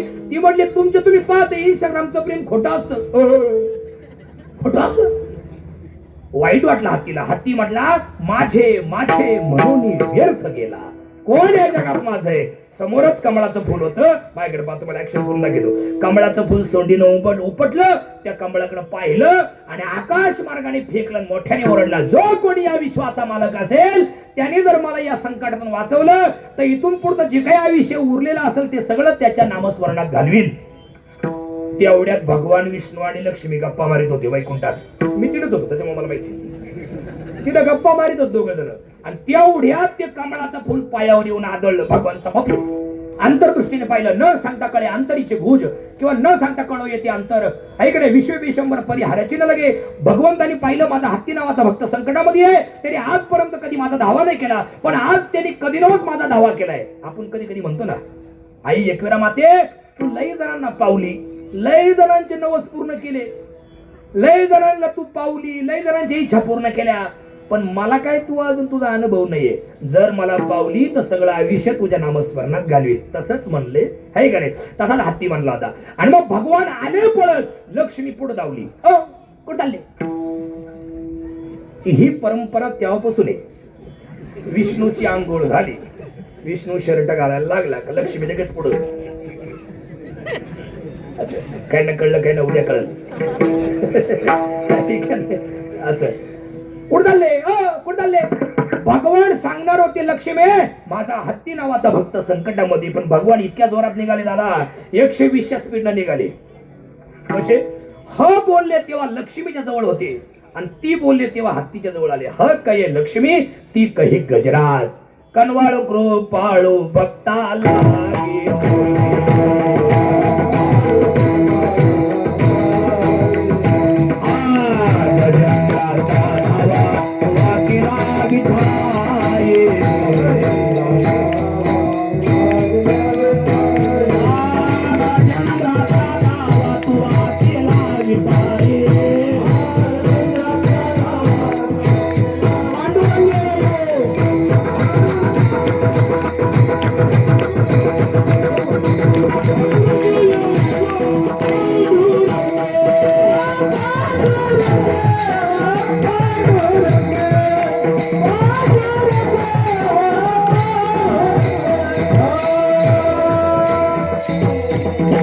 जीवाचे जीव लगे येयो पांडुरंगे पांडुरंगे येयो पांडुरंगे.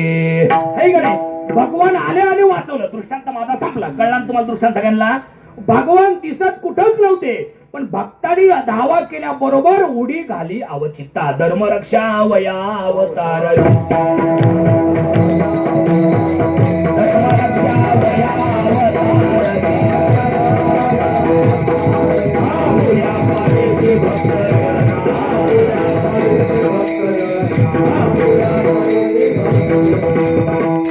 तीन कामासाठी देव येतो बघा. यदा यदा धर्मस्य ग्लानिर्भवति भारत अभ्युत्था नम धर्मस्य तदात्मानं सृजाम्यहम. कशा धर्माला ग्लानी आली, अधर्माचा हाहाकार वाढला, सज्जनांना त्रास व्हायला लागला आणि दुर्जनांचा हाहाकार सुरू झाला ना सगळे आई. आणि मग भगवान येतो पारित्राणाय साधू नाम 1, विनाशायच दुष्कृताम 2 आणि धर्म संस्थापनार्थाय 3. या 3 कामासाठी देव येतो. साधूचं रक्षण करतो, गो ब्राह्मणांचं रक्षण करतो, सज्जनांना जवळ घेतो, दुष्टांचा नायनाट करतो आणि धर्माची संस्थापना करतो आणि मग अंतर्धान पावतो. म्हणून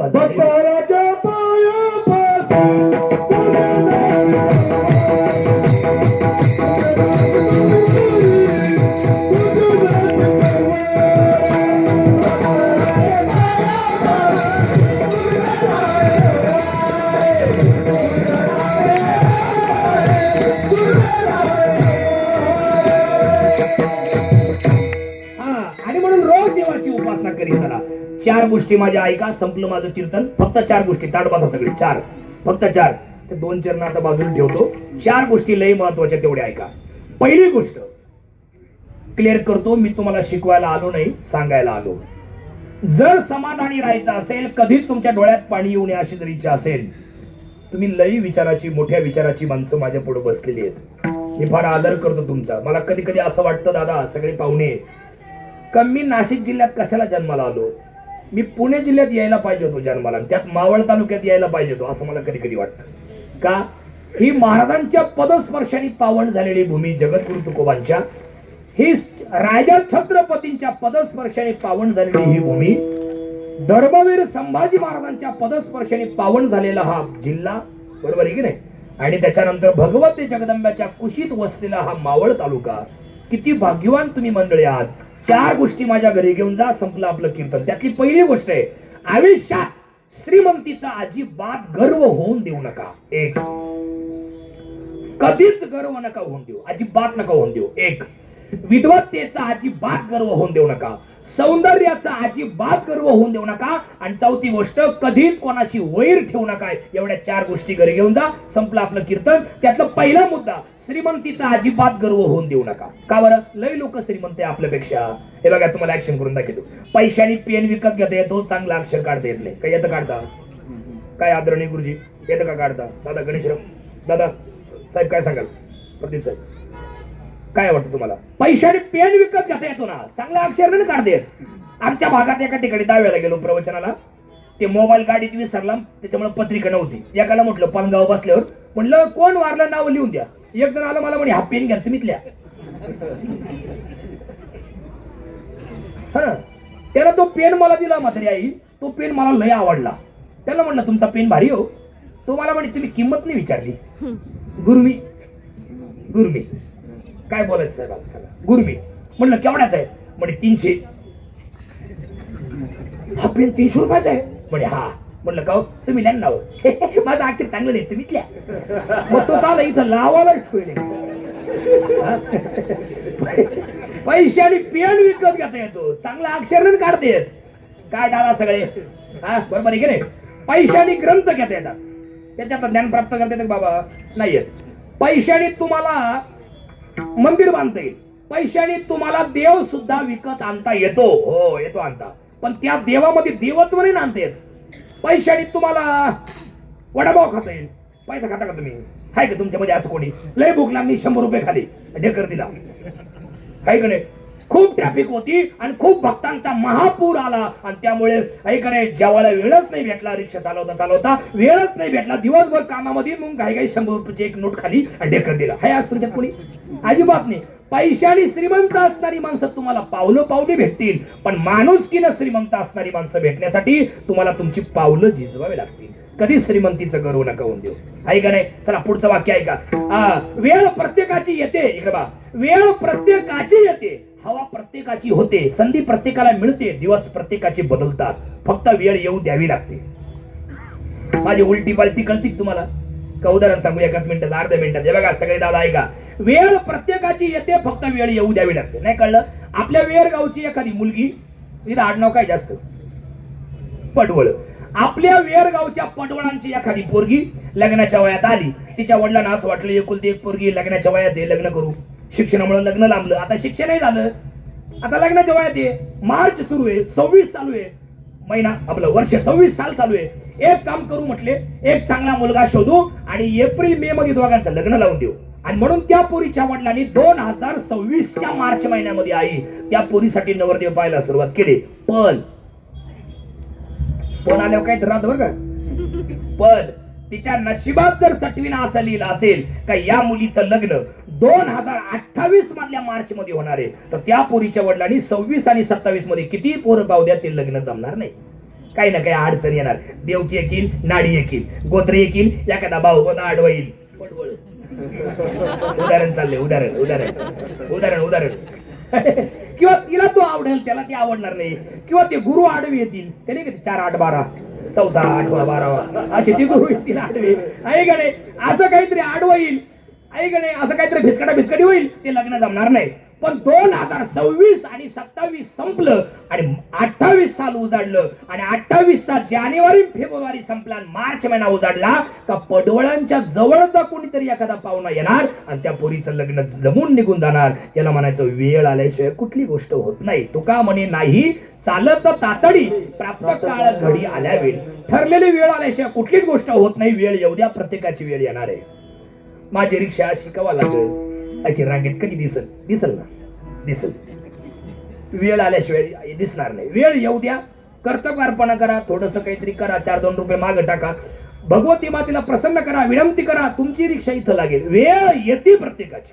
तुम्हाला एक गंमत सांगतो, तुम्हाला हसू येईल, हसा काय अडचण नाही. ऐका, मला ते रस्त्याने चालताना हायवेला, तुम्हाला मी सगळ्यांना सांगतो, रस्त्याने चालताना सगळ्या आया सगळे भाऊ दादा पाहुणे रस्त्याने चालताना आपल्या पुढे ज्या गाड्या असतात ना हायवेला, त्या गाड्यानं पाठीमागून नाव लिहिलं राहतं बघा वाक्य. ते वाक्य वाचायचं लय नाद आहे मला. लय भारी भारी वाक्य राहतात महाराज. काही काही वाक्य वाचून हसू येतं. इकडे बघा, काही काही वाक्य वाचून हसू येतं, काही काही वाक्य वाचून रडू येतं, काही काही वाक्य वाचून आपणच आपल्या निभार हाणून घ्यावे असं वाटतं. आणि काही काही वाक्य वाचून हसावा करडावा असंही होतं. काय वाक्य आहेत महाराज, पहा ना तुम्ही. भरली का चालली, भरली का चालली. वेहेरगावची वाघीण, वेहेरगावची वाघीण, बरोबर वाघीण. तू असाच चलत राहा आणि गाडी छोटा हाती, असाच चलत राहा. बरोबर जळत राहतो. जीवाचं पाखरू, हाय पाखरू आहे, जीवाचं पाखरू नाव वाक्य, जीवाचं पाखरू. त्या संभाजीनगरला चाललो होतो मी आता मागच्या आठवड्यात आणि वैजापूरच्या पुढं मला एक गाडी क्रॉसिंग झाली. वैजापूरच्या पुढं आईशर होता मला मोठा टेम्पो आणि पाठीमागून एक वाक्य होतं. ते वाक्य वाचून हसावा का रडावा असं झालं. तुम्हाला येतं तुम्ही पहा, डेंजर वाक्य होतं महाराज. लाल मिरची हिरवे देठ, आठवण आली तर पुन्हा भेट. आता तुझा नंबर नाही, तू कुठं नाही माहिती नाही, तुला कुठं कुठे सांगायचं नाही. आहे का नाही? एक वाक्य वाचून तुम्ही दुपारी 4 वाजता चांदण्या पाहिल्या होत्या चाकणच्या चौकात, तुमच्या तळेगाव चौकात. इथं महाराजांच्या मामाच्या घरी कीर्तन होतं माझं, इथं झाडाखाली आलो तुम्ही एकदा. त्याच साली दुसऱ्या दिवशी तिथं होतो. तर तिथं मी आलो होतो, तर ते चाकणच्या चौकात मी उभा सिग्नलला, आणि माझ्या समोर एक गाडी उभी होती, आणि त्या गाडीवरचं नाव वाचून वाचून मला दुपारी 4 वाजता चांदण्या दिसल्या होत्या. ते वाक्य असं होतं, साहेब दादा, भाऊशी वाकडं त्याचे नदीवर लाकडं. मी म्हणलो काय वस्तू बसेल असेल या गाडीमध्ये, म्हणूनच असे वाक्य लिहून ठेवले. असंच एक वाक्य आपण सगळ्यांनी वाचले, त्या वाक्यासाठी मी एवढा पसारा मांडला. ते वाक्य असे, नशिबापेक्षा जास्त वेळेच्या आधी कोणालाही काही मिळत नाही. वेळ येऊ द्या, प्रत्येकाची वेळ येणार आहे. कधीच श्रीमंतीचा गर्व होऊन देऊ नका. पहिला मुद्दा संपला. विद्वत्तेचा गर्व होऊन देऊ नका. सौंदर्याचा कधी गर्व होऊन देऊ नका. मी भगवती मातेची शपथ घेऊन सांगेल तुम्हाला, भगवती जगदंबा एकविरा माता म्हणजे रेणुका मातेचा अवतार, बरोबर आहे की नाही? पांडवांना प्रसन्न झालेली भगवती जगदंबा म्हणजे रेणुका माता. पांडवांची इच्छा पूर्ण करणारी भगवती जगदंबा, भगवान कृष्ण असताना सुद्धा जिनं मदत केली ती एकविरा माता, बरोबर आहे की नाही? 1 वर्ष अज्ञातवासात राहायचंय आम्हाला. आम्ही कोणाला दिसलो नाही पाहिजे, नाही तर परत आम्हाला वनवास घडेल. त्यासाठी आम्हाला मदत कर. प्रसन्न झाली याच परिसरामध्ये प्रसन्न झाली, इच्छा पूर्ण केली. एका दिवसात रात्रीतून मंदिर बांधा. मंदिर बांधलं, प्रसन्न झाली, आशीर्वाद दिला. ती भगवती जगदंबा तिच्या दरबारात सांगतो, मी जेव्हा रोज फेटा बांधतो कीर्तनाला, खोटं बोलणार नाही, मी जेव्हा रोज कीर्तनाला फेटा बांधून साहेब सगळी मंडळी आलेले पाहुणे, तेव्हा मी माझ्या मनाला एक गोष्ट सांगत असतो. पाहुणे बरं का सगळे दादा, कोरोनात गेल्यापासून मी रोज माझ्या मनाला एक गोष्ट सांगतो, महाराज तुम्ही आता कीर्तन करणार आहे, पण ध्यानात ठेवायचं, तुमच्या पुढे जेवढी बसलेली माणसं आहेत हे सगळे तुमच्यापेक्षा 1000 पटीनं हुशार बसलेली माणसं आहेत. हे ध्यानात ठेवून तुम्ही कीर्तन करा, असं मी रोज माझ्या मनाला सांगत असतो. नाही तर आमच्या काही काही मंडळींचा असा समज आहे की आपल्या पुढे बसलेली माणसं सारी येडपटच बसलेली असतात. येडपट, ते येडपट जेव्हा तुमच्या तारखा घ्यायच्या बंद करतील तेव्हा कळत येडपट. मग कोणाला कीर्तन सांगायचं? बायकोला, आणि ती ऐकल काय? ती लाटच गेली मशीन तिकडे जा वेरगावला, आम्हाला कशाला काय कोणला, कधीच कोणाला कमी समजायचं नाही. आणि शेवटचं वाक्य, कधीच कोणाशी वैर ठेवू नका. आलेले सगळे पाहुणे लय खवट वाक्य, आता 1 मिनिट राहिलं माझं कीर्तन संपलं. लय खवट वाक्य तेवढं घरी घेऊन जा. आपलं वाटोळ करणारे, आपल्याला त्रास देणारे, आपल्याला छळणारे, आपल्याला मागे खेचणारे, आपल्याविषयी जळजळ करणारी माणसं बाहेरचे नसतात, आपल्या जवळचीच असतात. काय चुकीचं बोललो का? ज्यांच्यावर तुम्ही अति विश्वास ठेवता तेच लोक तुमचा गोड बोलून घात करीत असतात. काय वाटतं तुम्हाला? चुकीचं बोलतो का? मागची मंडळी तुम्ही दात ओठ खाऊ राहिली माझ्यावर, चुकलं काय माझं? काही मला भेवाटायला मी तरी का ना पुढे मला ऐका, वाटोळ करणारी माणसं बाहेरचे नसतात, आपल्या जवळचे. ज्यांच्यावर तुम्ही अतिविश्वास ठेवता ना, तुम्ही गाढवाला किती जीव लावा तो लातच मारतो, कुत्र्याला किती सांभाळा तो चावतोच, कोळसा किती उगाळा तो काळाच राहतो. तसे काही लोकांना तुम्ही किती प्रेम करा, त्यांना तुम्ही किती जीव लावा, ते त्यांची लायकी दाखवतात. यांच्यापेक्षा विंचू परवडला. विंचू एकदाच नागी मारतो, पण हे पावलो पावली नांग्या मारून आपल्याला मागे खेचत असतात. तुकोबारांचं प्रमाण ती काय माझं, विंचवाची नांगी तैसा दुर्जन सर्वांगी. विंचवाच्या फक्त नांगीत विष आहे, तेवढे नांगी कापा विंचवाची आकडा मागचा तो हबप आहे. हबप विंचू महाराज आहे का नाही? बाकी तो सज्जन ना. तसे आपण कधीच लय जवळ जाऊ नका. छत्रपती संभाजी महाराजांचा घात करणारी माणसं काय बाहेरची होती काय? त्यांच्या घरातलेच 3 जण होते.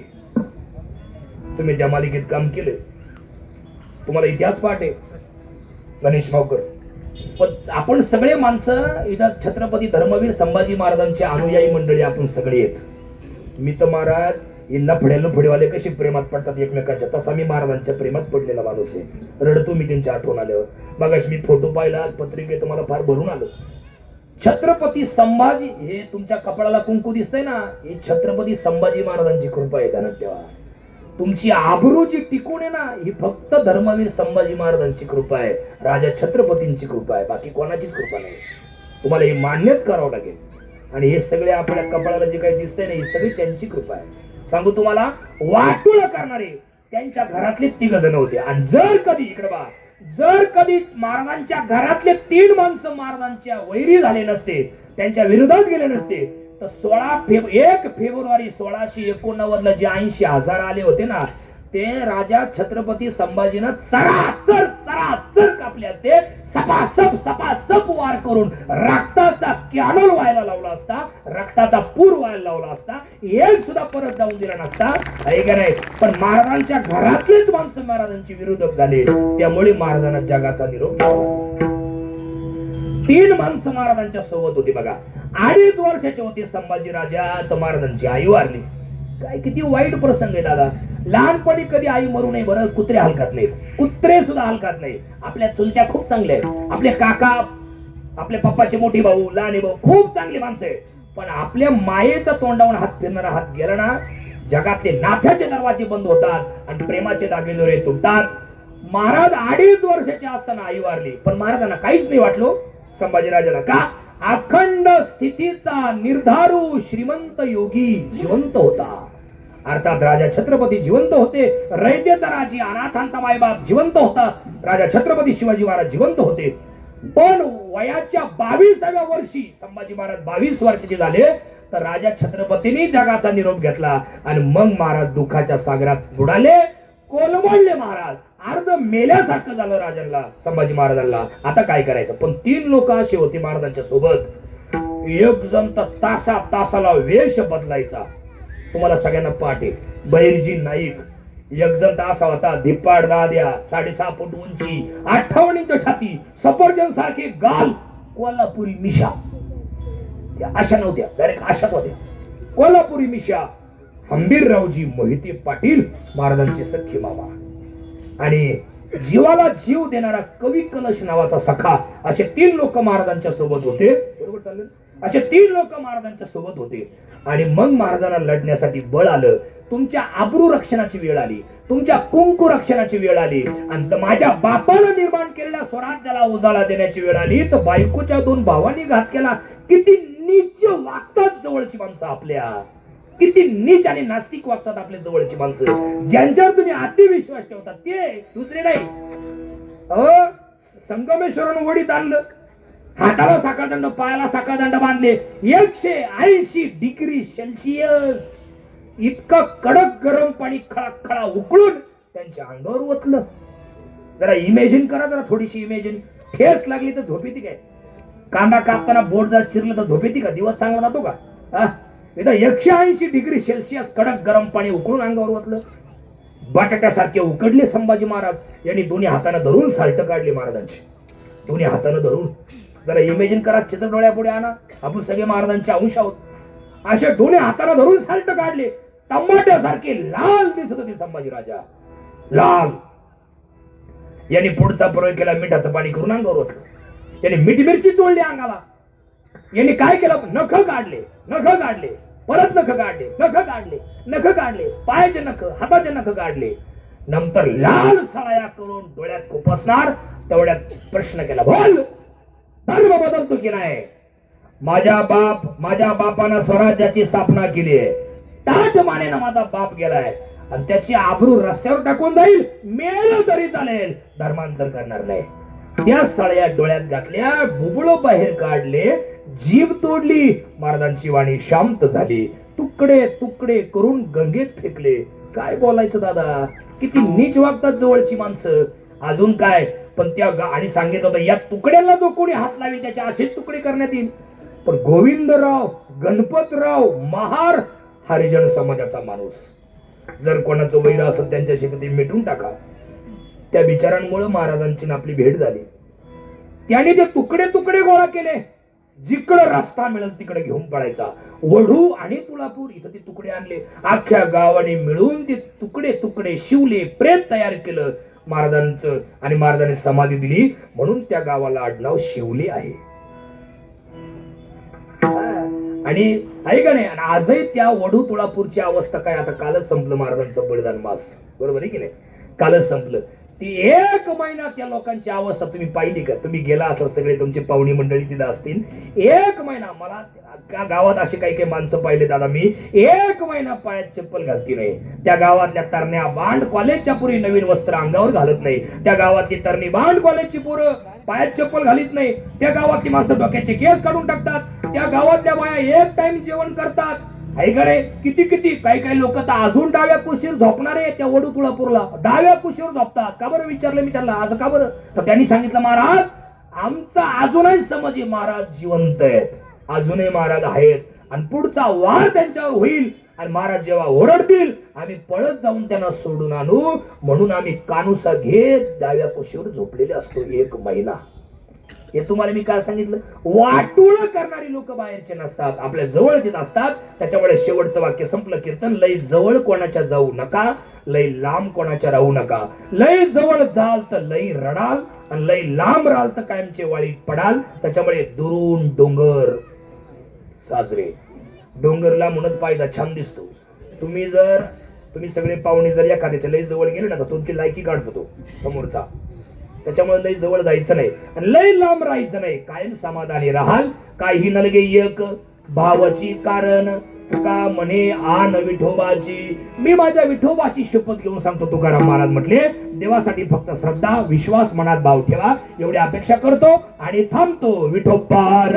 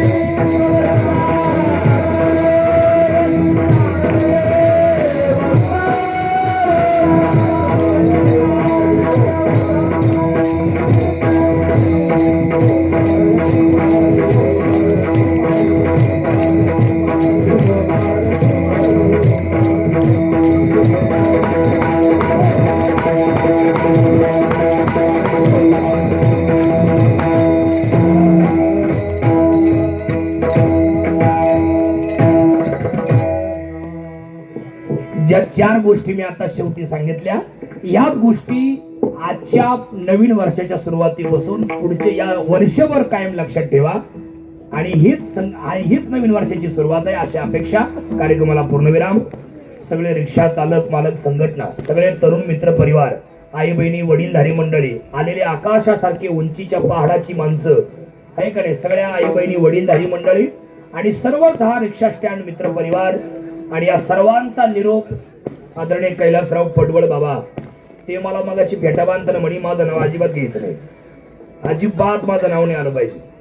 कार्यक्रम करणारी सगळी माणसं आहेत, पण कैलास बाबा जरी सगळे माणसं, पण इथं माझी कोणाची ओळख नाही ना. कोणामुळे आलो मी, का बळत आलो, कोणामुळे आला हा परिचय तर मला सांगावं लागेल ना. त्यांच्यामुळे भेट झाली. तिथं वसईला कोणतं गाव, वाघसईला तिथं आले होते सगळे मंडळी शिलाटण्याला. तिथं सगळे आले होते. तिथं आल्यानंतर भेट झाली आणि सगळ्यांचं दर्शन झालं. तुमच्यामुळे पहाडासारखी माणसं मला भेटली आज. खूप चांगली मंडळी आज. सगळ्यांना वंदन. आकाशाच्या उंचीच्या बाया, विचाराची माणसं सगळे भेटले. आमची रुपाली ताई नाणेकर, तिनं या कार्यक्रमाचं पूर्ण शूटिंग केलं, तिला वंदन. त्या झाडाखाली पण शूटिंग केलं होतं तिला वंदन.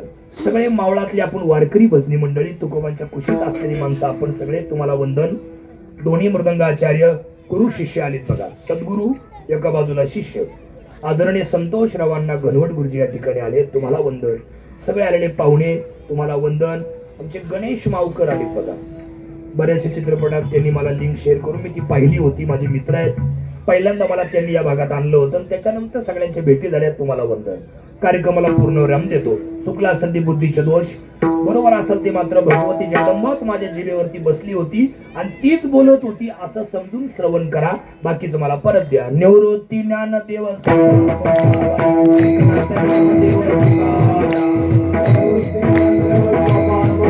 देव